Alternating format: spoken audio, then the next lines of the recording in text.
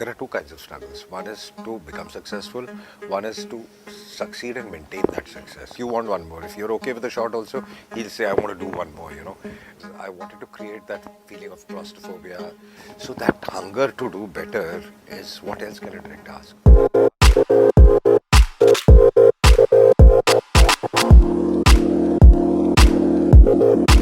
That was a very difficult film to shoot because I was high up in the mountains and the kind of action and the things we designed that had never been done in the country.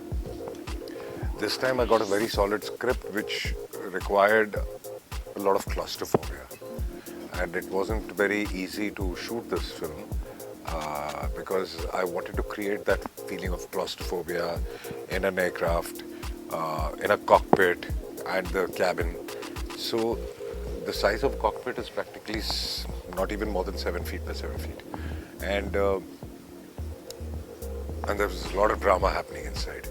So I needed the camera moves, I needed to create, and I didn't want to cheat the audience with a bigger cockpit or open the flaps of the cockpit so that I can move my cameras from outside and things like this, because I felt that that would take away from the claustrophobia. So creating in that space, creating 7-8 cameras and camera moves and all that was very, very exciting, I would say. There is big scale. If you see in the promos also, there is scale in the film. The way it has been designed and shot, we've not missed out on the scale at all. It does not look like a film which is a small screen film. When you see the trailer also, you'll feel like this has to be watched on a big screen.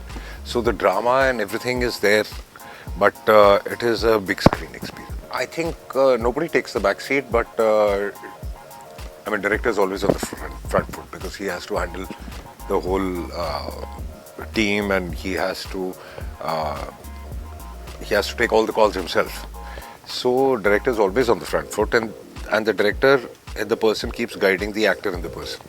So it's always the director telling the actor that this is what needs to be done. In this case, it was me against me only, not against me, me and me. So I was guiding myself and the rest of it. It's actually difficult for a conflict because when a director is working on a script, he's grooming his actors, all the characters, I would say. When he's grooming his characters, I am one of the characters. So subconsciously I was grooming myself, and the actor in me knew exactly what the director in me wanted, so it gets a lot more easier, I would say. It's complicated, but you understand what I mean.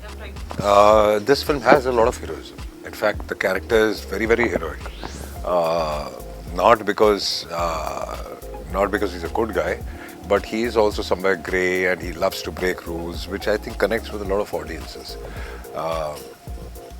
He's brilliant, he's fabulous at his job, he's got a great mind, but he's a rule breaker. And he does things on his terms and conditions and defies a lot of things. So in the film also, you will see that the most interesting part is that whatever he's doing, you don't know if he's doing right or wrong. And in the second half, it unfolds that whatever decisions he made, what was the reason behind it? Were they right or were they wrong? So it's a very nice subtle mystery to it also, and the character is very, very heroic. If you see the trailer also, he's got an attitude. When they say you're not allowed to smoke here, he says "Jalaya to nahi na." So it's that kind of defying things. So that is heroic. There are two kinds of struggles. One is to become successful. One is to succeed and maintain that success, which is actually tougher. The road doesn't end at success; it begins, I would say. And for that, you really need to have a lot of hard work and concentration and passion towards your work.